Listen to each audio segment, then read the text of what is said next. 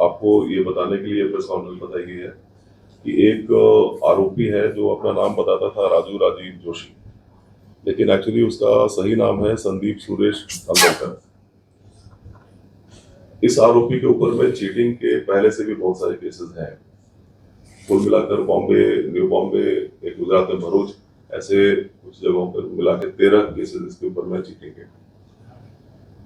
इसने इस बार इसका जो मोडस था उसमें वो क्या करता था कि लोगों को संपर्क करके वो उनको ये कहता था कि मेरे पास में बॉम्बे एयरपोर्ट और JNPT यहाँ पे गाड़ियां हमको चाहिए जो रेंट पे देंगे, उसमें अगर आप चाहो तो आप इन्वेस्ट कर सकते हो, आपको उसका अच्छा बिटवीन 55,000 to 75,000 उसका रेंट हमको मिलने के उम्मीद है। अगर व्यक्ति पूरा पैसा इनको देता था तो एक गाड़ी ली जाती थी। अगर और शुरुआत के दौर में ये उनको कुछ पैसे देता भी था ताकि वो लालच में फंसते जाए और ज्यादा से ज्यादा लोगों को बताए कि कौन सी स्कीम है। बाद में अगर कोई व्यक्ति पूरा पैसा नहीं देके कुछ पैसा देता था तो वो उनको फाइनेंस भी करवाता था और फिर गाड़ी उनके नाम पे एक ली जाती थी। कुछ जगहों पे ऐसा भी हुआ है कि पैसा लेता था कोई गाड़ी वाड़ी की नहीं होती थी। भाड़ा एयरपोर्ट या JNPT पे देने का कोई सिस्टम नहीं था, सिर्फ ये सब हवा में ही चलता था। इसने कुल अभी तक हमारे पास में जो इंफॉर्मेशन अभी तक की है उसमें अभी तक 1,375 लोगों को इसने चीट किया था। 20 करोड़ 60 लाख रुपए की ये चीटिंग दिख रही है। इसमें आज पर तक हम लोगों ने ऑलरेडी 246 गाड़ियां हमने रिकवर की है इसमें, जिसकी कीमत 25 करोड़ है। इसमें जो मुख्य आरोपी है उसके अलावा एक दूसरा भी आरोपी है जो उसका साथीदार था, उसका नाम है सचिन सुनील टेकपुरे, यह दापोली रत्नागिरी का रहने वाला है।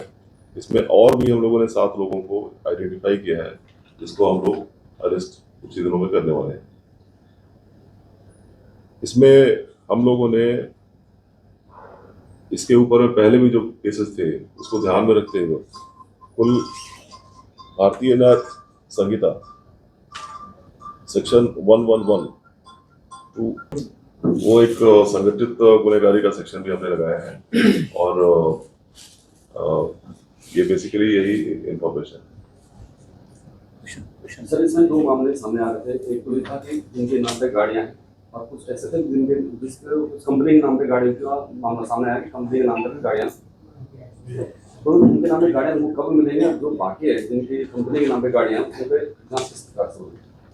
तो कई कुछ केसेस में ऐसा था कि जो कुछ लोगों का सिविल स्कोर अगर कम है तो ये बोलता था कि कंपनी के नाम पर हम गाड़ी ले लेंगे, और कुछ केसेस में ऐसा था कि अगर सिविल स्कोर का इशू नहीं है तो उसके नाम पे डायरेक्टली गाड़ी लेते थे। हम इसमें न्यायालयीन प्रक्रिया जो है उसको पूरा करके फिरियादी जितने भी हैं उनको जल्दी से जल्दी ये गाड़ियां मिलने का, वापस देने का प्रयत्न कर रहे हैं। कुछ लोगों ने सर क्रिप्टो करेंसी कम समय में डबल पैसा और 3 गुना पैसा, ऐसा भी बात सामने आ रही था। क्रिप्टो करेंसी का अगर इसमें कुछ अपने को दिखता है तो हम उसमें उसके हिसाब से जो अप्रोप्रिएट लीगल एक्शन है वो भी हम लेंगे। अभी तक फिलहाल कितने आरोपी हिरासत में लिया है और कितने को लेना बाकी है? हम लोगों ने अभी तक 2 लोगों को अरेस्ट किया है और 7 लोग और आइडेंटिफाई हुए हैं जिनको हम अरेस्ट करेंगे। सर, ये इतनी बड़ी ठगी है, जो आरोपी है इन ठगे हुए पैसों को किस तरह से इस्तेमाल करते थे? किसी अय्याशी में या किस तरह का कुछ आया सामने? वो अभी इन्वेस्टिगेशन उसका हम लोग करेंगे। सर, एक सवाल ये है कि जिस तरह से इतनी बड़ी गाड़ियों की आप लोगों ने पकड़ा है, क्या इन गाड़ियों का इस्तेमाल जिस तरह की स्थिति बनी हुई है पहलगाम अटैक के बाद, क्या इनका किसी देश विरोधी गतिविधियों में भी इस्तेमाल करने की कोई प्लानिंग थी? क्या पुलिस उस एंगल से भी जांच कर रही है? अभी तक हम लोगों को ऐसा कुछ दिखा नहीं है। जो समझ में आ रहा है वो ये है कि ये प्योर इकोनॉमिक ऑफेंस है, लेकिन हम लोग हर तरीके से हर दिशा से इसका इन्वेस्टिगेशन करेंगे।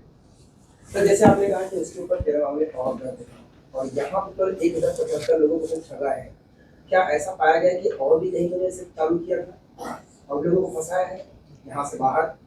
तो वो ऐसा ही वही है।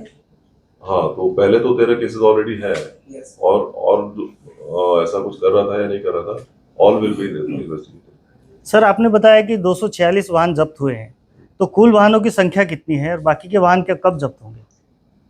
तो आतापर्यंत एवढेच निष्पन्न झाले. अभी तक तो 246 का ही अपने को डाटा मिला है मतलब कुल वाहन इतने ही हैं? फिलहाल। तो स्थिति यही है आज के दिन में, इसमें बढ़ोतरी भी हो सकती है।